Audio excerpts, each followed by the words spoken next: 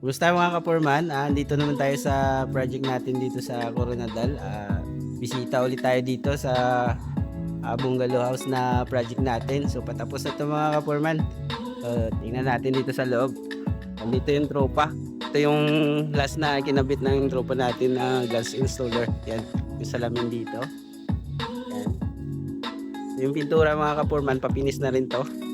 So may mga konting retouching at ito pala pa-final na to, final coating. Pasukin natin sa loob. Ayan.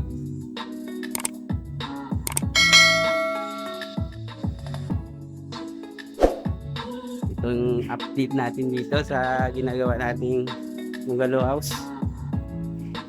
Ito na yung kwarto. At yung CR, grout na lang mga kaperman. Yan. Ang ganda ng kulay mga kaperman. Yun, no?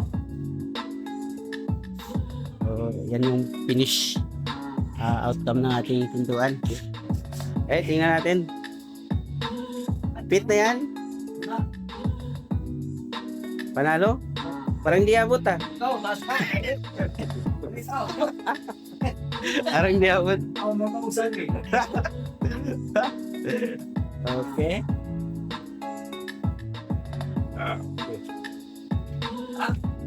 Ayan. Silikon na lang ginamin. Silikon. Ayan, silikon na lang ang kulang. Andol. Yun. FD Construction Services.